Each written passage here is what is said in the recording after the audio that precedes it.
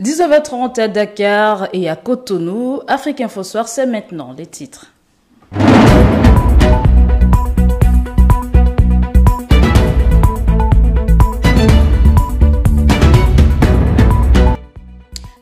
La campagne pour la présidentielle de la Commission de l'Union africaine est lancée.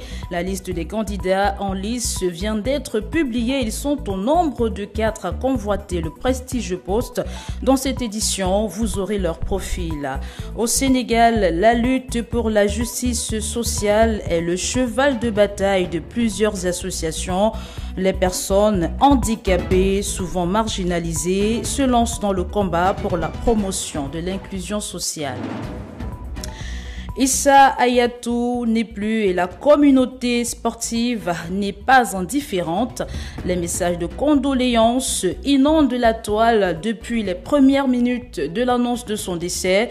Instances sportives, hommes politiques et même ceux du monde des affaires ont exprimé leur tristesse sur les réseaux sociaux.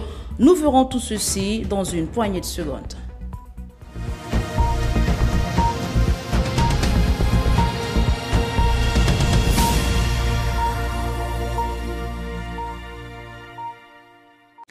Bonsoir à tous et merci de regarder le grand format de l'actualité africaine et internationale sur Média Afrique News. 26 rebelles ont été condamnés à la peine de mort en République démocratique du Congo.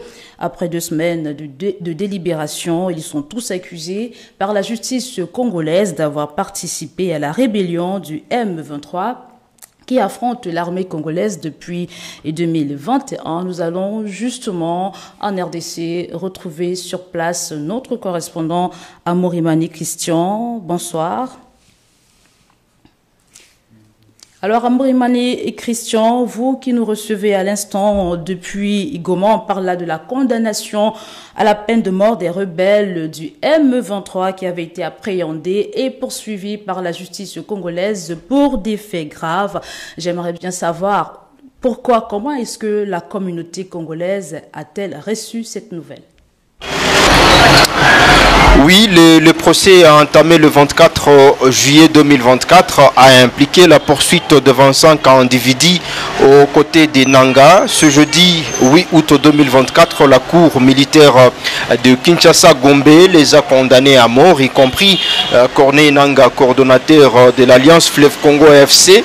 Il a été jugé coupable de participation à un mouvement insurrectionnel de trahison, de crimes de guerre. Son rôle de chef hiérarchique dans ces activités illégales a été particulièrement souligné par la Cour. Mais du côté de la population, les réactions divergent.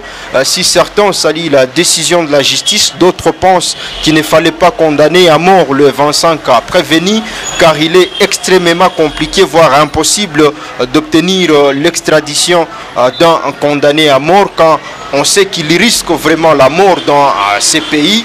La majorité estime qu'il fallait plutôt donner des peines allant de 30 donc de 20 à 30 ans pour que les pays qui coopèrent avec la République démocratique du Congo en matière de justice puissent appréhender et extrader ces rebelles du M23. Avec donc la condamnation à mort, c'est vraiment compliqué. S'ils arrivent à fuir en Europe ou même dans plusieurs pays d'Afrique, ils ne risquent rien car leur pays les a condamnés à mort. Alors, Amorimani Christian, est-ce qu'on peut s'attendre à voir des rebelles encore à fuite? Parce qu'il y en a effrayés par cette décision, cesser les hostilités. Oui, en fait, la question de la dissuasion est aussi complexe. Historiquement, la peine de mort n'a toujours pas montré une grande efficacité en matière de dissuasion.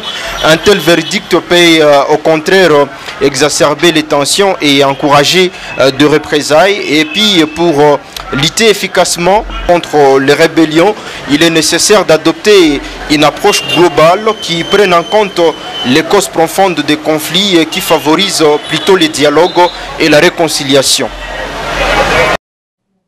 Merci à vous, Amorimani Christian. Je rappelle que vous êtes notre correspondant à Goma. Goma, c'est dans le sud Kivu, en République démocratique du Congo. On espère vous avoir dans d'autres éditions de journaux. Dans le reste de l'actualité, Union africaine en février 2020, 2025. Le mandat du Tchadien Moussa Faki Mahamat, l'actuel président de la Commission de l'Union africaine, prendra fin et pour sa succession, 4 candidatures ont été enregistrées. Allons les découvrir avec donc Ulrich Mungengi.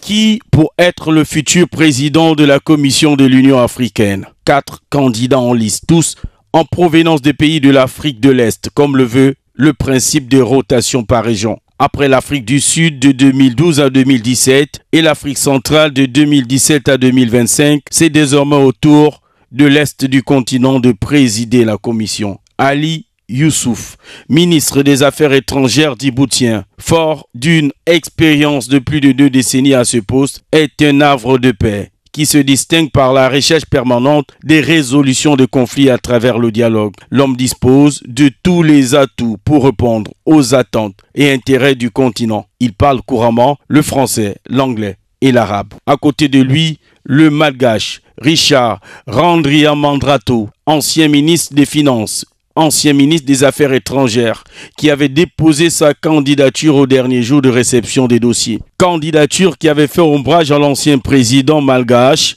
Andi Rajaonari Mampianina, qui avait exprimé son désir de briguer ce prestigieux poste au sein de l'organisation continentale. Autre candidat, le Mauricien Anil Gayan, également ancien ministre des Affaires étrangères, qui a participé en 2008 à la mission de médiation des Nations Unies en Guinée-Bissau. Il avait également dirigé une mission d'observateur de l'Union africaine à la présidentielle rwandaise de 2010. Et enfin, le vétéran de la scène politique, Raila Odinga du Kenya, 5 fois candidat malheureux à la présidentielle dans son pays. Il est perçu comme le grand favori.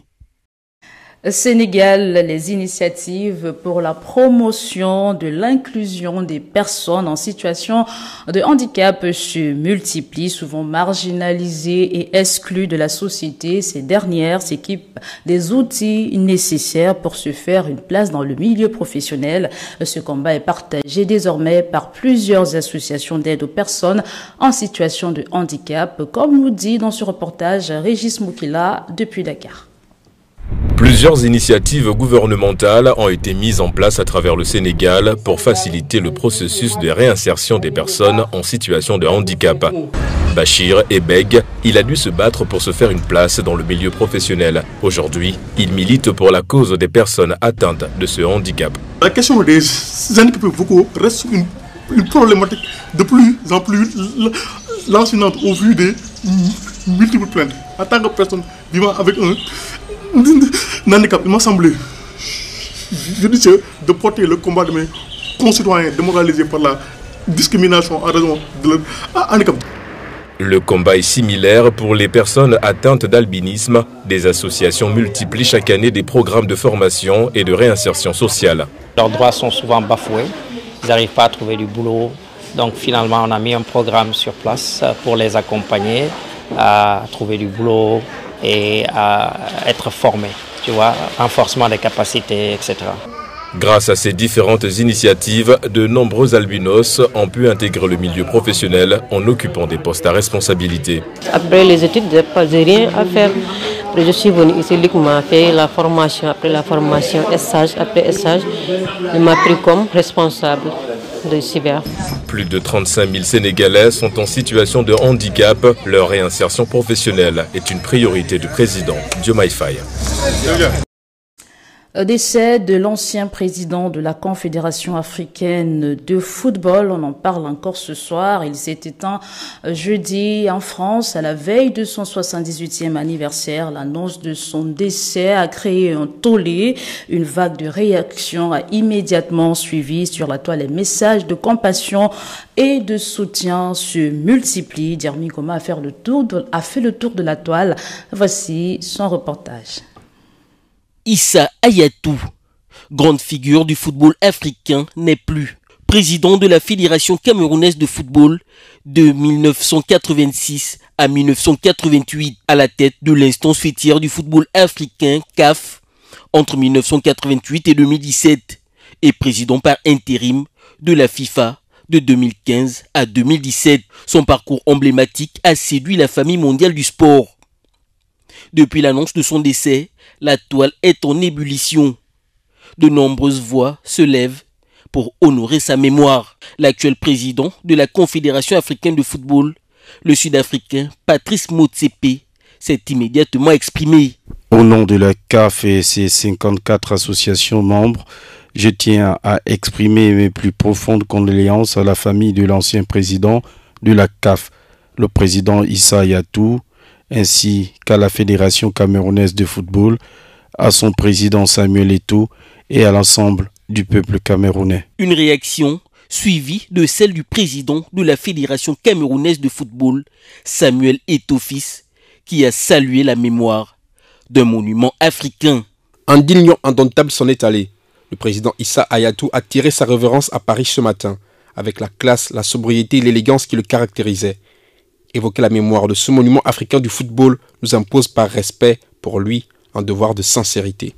Le président de la Fédération internationale de football association FIFA, Gianni Infantino, a également exprimé sa profonde tristesse.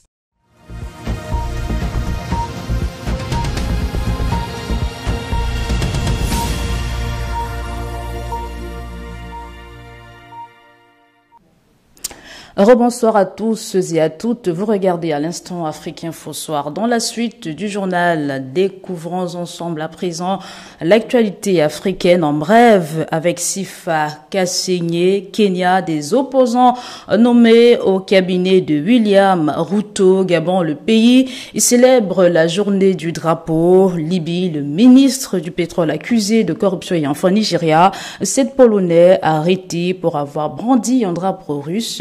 Voici là ces quelques actualités sur lesquelles elle reviendra dans ce reportage que je vous invite à suivre.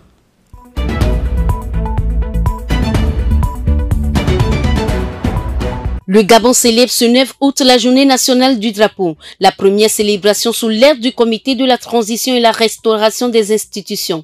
Cette volonté d'appropriation des valeurs patriotiques exprimée par le CTRI a été matérialisée par la généralisation de la pratique de la levée et la baissée des couleurs dans les établissements scolaires et administrations publiques. Pour le peuple et le président Brice Clotaire Oligui Nguema, c'est un nouveau départ pour la nation gabonaise. Cette année, la commémoration est placée sous le signe autour du drapeau, exprimant la fierté nationale.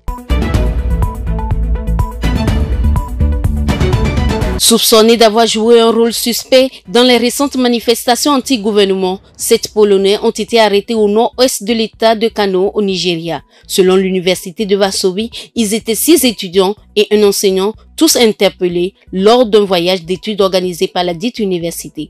Pour le porte-parole du service secret nigérien Peter Afunanya, le fait de tenir les drapeaux russes était une atteinte à l'état nigérien.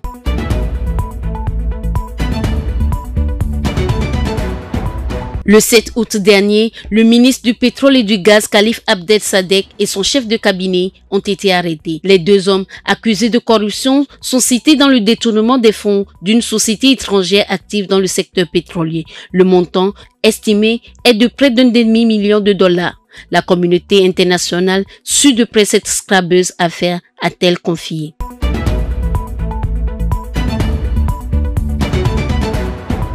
Le président William Ruto décrit la mauvaise gestion de ses collaborateurs et dit vouloir s'entourer d'une équipe qui porte sa vision. La raison pour laquelle il vient récemment de nommer un nouveau cabinet après la nomination de son gouvernement. La vision du chef de l'État est de contribuer au développement de sa nation. Aujourd'hui, le pays est sous le coup de nombreuses manifestations. Les Kenyans réclament des meilleures conditions de vie. Ces changements enregistrés visent l'apaisement des tensions. Japon, 79 ans après le bombardement de Nagasaki, relations diplomatiques entre Israël et la Norvège, les 2 pays sont à couteau tiré. Union européenne, le premier traité signé sur la cybercriminalité. Le monde en bref, c'est avec vous, Berlette Binta.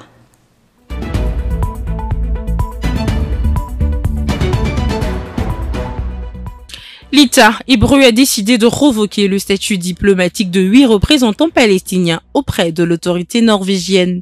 Le gouvernement de Benjamin Netanyahou reproche aux Norvégiens une attitude anti-israélienne après la reconnaissance à Oslo de l'État de Palestine, mais aussi sa participation à une action en justice contre des dirigeants israéliens, dont le Premier ministre lui-même, devant la Cour pénale internationale. Une sortie qualifiée d'extrême par le ministre des Affaires étrangères à Oslo.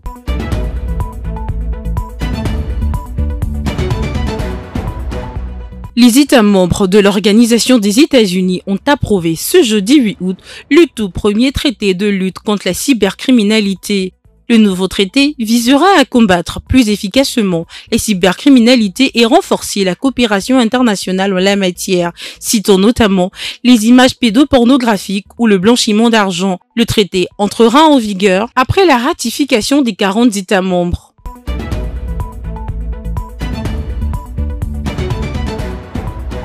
Au Venezuela, 2 ex-députés ont été arrêtés lors d'un rassemblement au soutien aux prisonniers politiques organisé à Caracas. L'annonce est de la coalition de l'opposition. Américo de Grazia et William Davila sont introuvables. Depuis 24 heures, les familles des 2 parlementaires et la coalition de l'opposition vénézuélienne dénoncent l'implication du président Nicolás Maduro.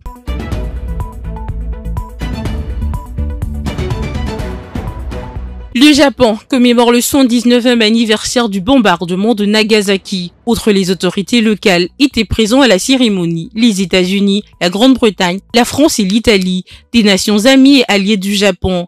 On rappelle, c'était un 9 août 1945. La ville japonaise avait été bombardée 3 jours après le premier bombardement atomique de l'histoire à Hiroshima. Ce jour, la catastrophe avait tué 74 000 personnes.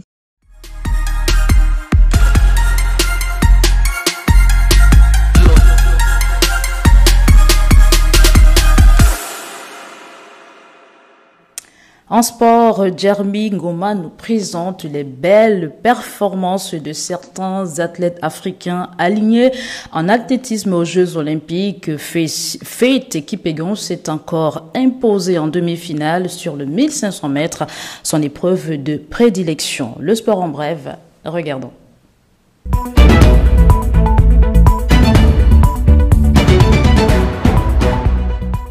L'actualité sportive du jour nous emmène à parler de l'athlétisme. Très attendu pendant les demi-finales, la Kenyane Faith Kipyegon s'est qualifiée pour la finale du 1500 mètres. Elle sera accompagnée dans cette finale par d'autres concurrentes africaines. Sa compatriote Gudaf Tsegay, la Kenyane Suzanne Lokayo et l'Éthiopienne Doreen Wetleji font partie également de cette finale. Cette forte présence africaine en finale pourrait être bénéfique pour le continent en termes de médailles.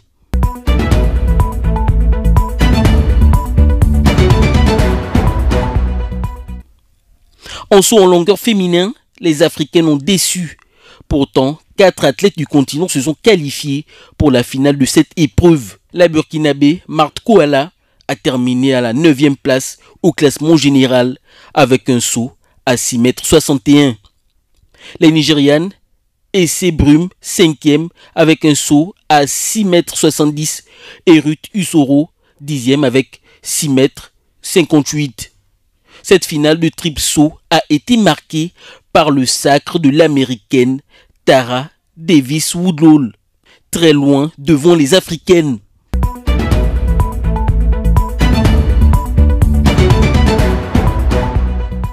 En lancer de javelot pour terminer, le Kenyan Julius Yego, en pleine possession de sa forme, n'a pas pu se positionner sur le podium dans cette épreuve. Après avoir battu son record personnel lors des qualifications, c'est finalement à la 5e place qu'il termine avec un lancer à 87,72 m. C'est la meilleure performance de la saison pour l'athlète.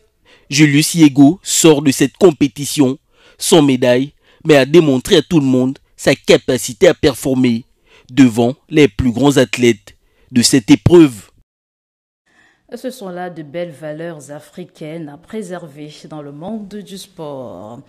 Autre chose, Afrique Eco, les autorités ghanéennes ont inauguré une nouvelle raffinerie d'or, la première de ce genre en Afrique de l'Ouest, dans le but d'accroître la valeur de cette ressource naturelle, de consolider et de maintenir la place du pays en tant que premier producteur d'or du continent africain. Afrique Eco, c'est avec vous, Daniela Ayem. Située à Accra, en plein cœur de la capitale du Ghana, la première raffinerie moderne d'or vient de voir le jour. Une réalisation historique qui va favoriser l'expansion de l'économie et l'industrie du pays. En projet depuis 2018, la nouvelle raffinerie est un partenariat entre le gouvernement ghanéen et une société indienne. Elle va assurer le traitement de tout l'or exporté annuellement par le pays. Inaugurée le 8 août dernier par le vice-président Mahamoudou Bawumia, le Royal Ghana Gold Limited raffine en moyen 24 carats d'or, soit une pureté de 99,99%. Cette usine emploiera directement 80 à 120 personnes et offrira 500 opportunités d'emploi indirects. La capacité de production quotidienne est de 400 kg d'or, une capacité annuelle de 120 tonnes, une quantité suffisante pour traiter la totalité de la production d'or au Ghana, qui s'élève en moyenne à 4 millions d'onces par an. Le gouvernement veut faire de cette raffinerie la deuxième d'Afrique certifiée Good Delivery par la prestigieuse London Bullion Market Association, un des plus grands marchés mondiaux pour le négoce de l'or. Il faut retenir que la construction de cette raffinerie s'inscrit dans une volonté du gouvernement ghanéen de maximiser les retombées économiques et financières de son potentiel aurifère. C'était l'essentiel de l'actualité africaine et internationale ce soir. Prochain rendez-vous de l'information demain 20h30 au nom de la rédaction de Média Afrique News. Merci de votre fidélité. N'oubliez pas, l'information en continu et en temps réel, c'est naturellement sur Média Afrique News. À demain, bonsoir.